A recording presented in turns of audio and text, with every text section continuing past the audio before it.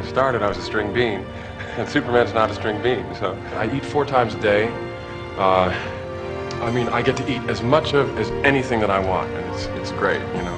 What sets Superman apart is that he has the wisdom to use his power for good. He's got the kind of maturity, or he's got the innocence, really, to look at the world very, very simply, and that's what makes him so different. It's truly an honor to be here tonight. I'm very grateful to the Dixons for providing transportation here. There was a time when I flew on my own, but now a plane is very useful.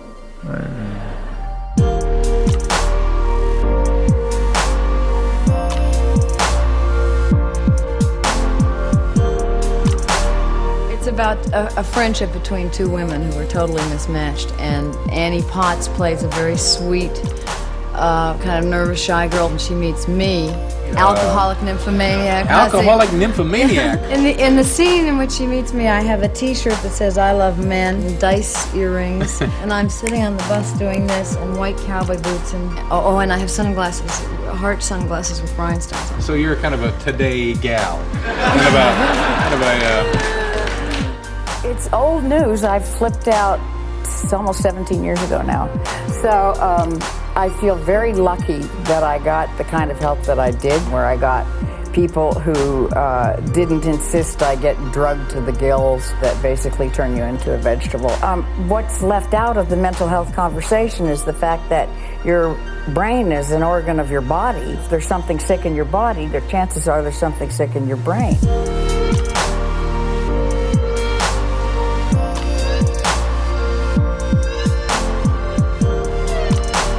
I feel that as regards learning how to die, I think that, you know, we are not just this body.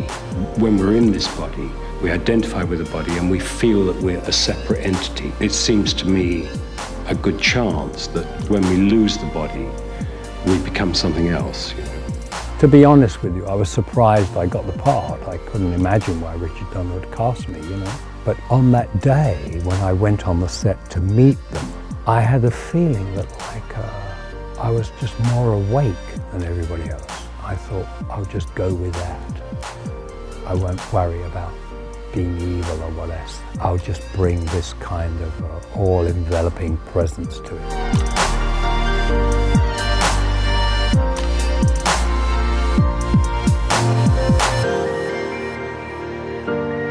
Always playing the villains, always clad in leather or thongs, or... I've never worn thongs, Judy. Oh, didn't you in The Land That Time Forgot? Oh, that was years ago. People That Time Forgot. Oh, the People. Which I actually think should have been called The Actress That Time Forgot. It was leather. Superman. I didn't wear leather in Superman. Oh, wasn't it leather? It was organza. In the last Superman film, and there really isn't a comparison. I thought the costumes were fantastic, the whole look was fantastic, but our supervillains we were just in black organza. We have no weapons, no guns, no nothing, just our superpowers. That wins out. We just needed ourselves and the piercing eyes and the X-ray vision and the super breath. We have powers beyond reason. What more do you want?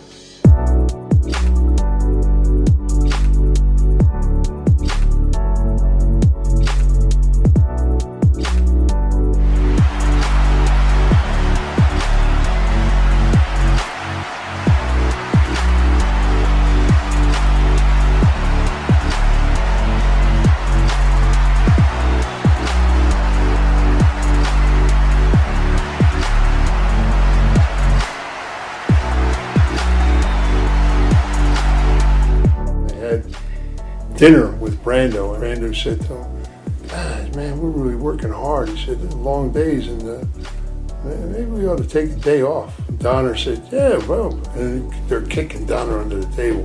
"We got to get this done," and then telling Brando, "No, we can't afford to take a day off." Brando said, "Well, how much does it cost a day of shooting?" "Oh, it's probably about $350,000. Marlon said, "Well, let's take a day off, I'll pay."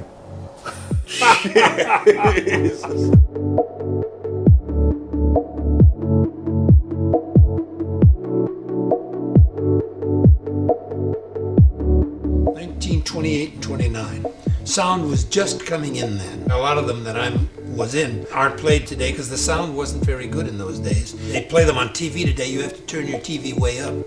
And if you do, you hear a lot of the offstage noises. And you hear the director saying, "Turn around, Jack, turn around." They couldn't get the directors to get used to sound. They were so used to directing these kids in silent films. Not many of those get played. I have to get a tooth pulled. That's going to be fun, and I just got an apartment. And, I'm furnishing it as we speak. I figured I'd wait around for some really good scripts. I've gotten some good scripts, but I didn't feel like I was really right for them. So I'm going to wait for something really good to come along, something that's right for me. Well, I would be the last person I would cast as Lex Luthor, but once they told me what they wanted to do with him, I understood where they were going. It's so much fun. Well, I actually played a Luthor before in Superman 4, The Quest for Peace. Yes.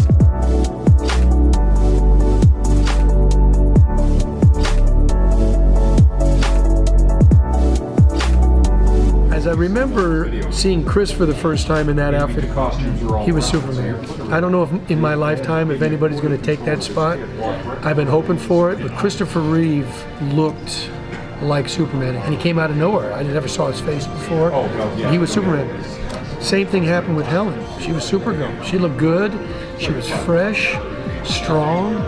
Are you ever offended by some of the movies that are made out here? Sure. Not basically on a moral side, let me say. It's what we're saying within the story itself. I mean, storytelling is a way of trading value. If I don't like the value, that's where I kind of get off. I don't mind what the characters do as long as the value in the story we're telling is worth telling the story. Number one thing about Deliverance, I was the only one in the group of 4 who had ever been in a canoe. I was the only one who even gave a damn about the outdoors. First thing I did when we get down to Georgia, the minute I would have any free time, I found a guy there who knew anything about the plants in the woods, and I learned more from that guy. He was wonderful.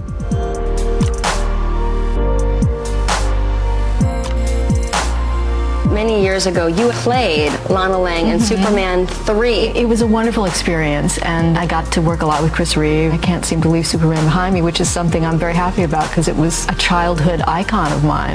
I love the myth. I'm never tired of hearing about it and all the different characters.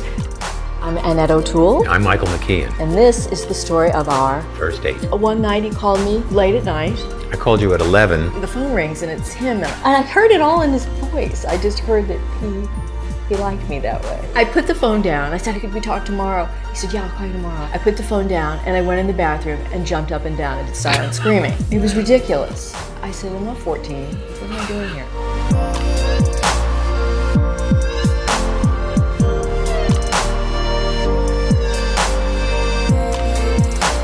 I sort of regarded acting as a means of making a living, not much more. I was interested in other things, but since I don't do anything else well, I might as well put all my energies into being as good an actor as I can. Why don't you like interviews? Primarily because the interest is in money. That's the principal guiding feature of all interviews today. The one story is more valuable than another. What do you mean? You know perfectly well what I mean. No. Just sweating a little. What are you smiling at? I'm smiling because she just pointed out that I was sweating.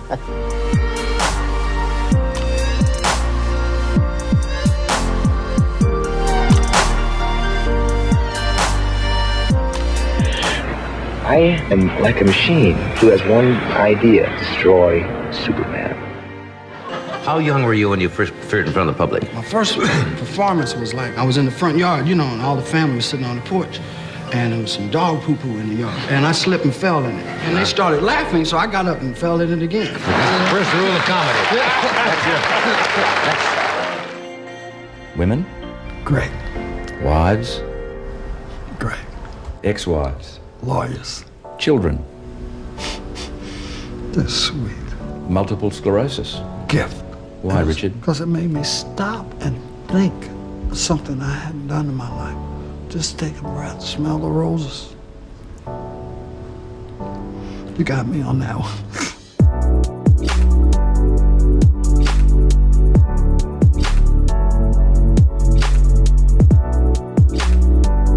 Do you think think it's the best way to demonstrate and to show your feelings against something you don't agree with? Do you think humor is the way to do that? Well, it's one of many ways. I just like that aspect of comedy, political comedy. And what about the theatre? I may do something this summer in the Straw Hat Circuit in America. Yes? But we've never seen you in the theatre here. What about coming to a play here? Well, I'd love to. Right. Delighted to play here at any time. All right, I'll give you a quick booking. Okay, good. I haven't been with 4 loose women since 1960. You've had absolutely brilliant roles to play. Well, a lot of pictures weren't so successful. But they seemed like a good idea at the time, kind of like getting drunk. There was a picture called The Magnificent Seven. And we sat around in Cuernavaca, played poker, and we waited for the script to be put under our door each night because they started the movie without a script. So we sat down there and complained about every day and picked up our little rotten pages underneath the door. And of course, the theme song didn't hurt at all. Absolutely. Is that your ringtone on your phone? That's my ringtone on my phone.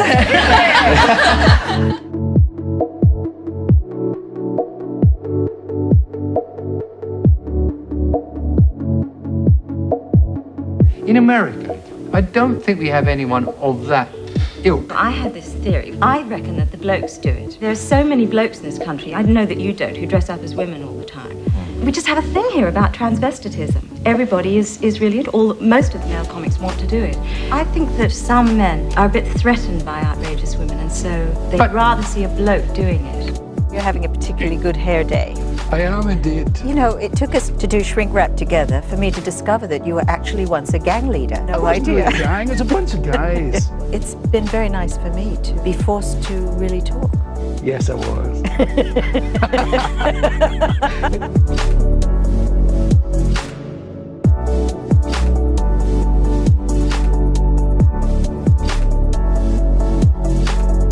I didn't know you were a pilot. I've flown about everything. I've been flying for 20-some-odd years. Do you fly a helicopter? Oh, no. Seaplane? Yeah, I've done all of that, but I don't have ratings and all those things. Well, the only time I've ever really used an airplane was I was doing the film in Mexico, and there was a small dirt strip there, and I'd had no hangar. A couple of Mexican guys built a little hangar out of palm fronds for me, just to keep the dirt and the stuff off the airplane. It cost $100 to have that done. I got to fly that airplane every night after work, and it was one of the great thrills of my lifetime. At night they had lights down in Mexico? No, just early evening. Talk about going from a well-accomplished actor to being an author. We've been doing this for about 12, 14 years, and so I was actually still acting, while I was writing. It's been kind of a nice progression to kind of come over to the full-time, to the writing side. It's been a very nice idea for me in my older age.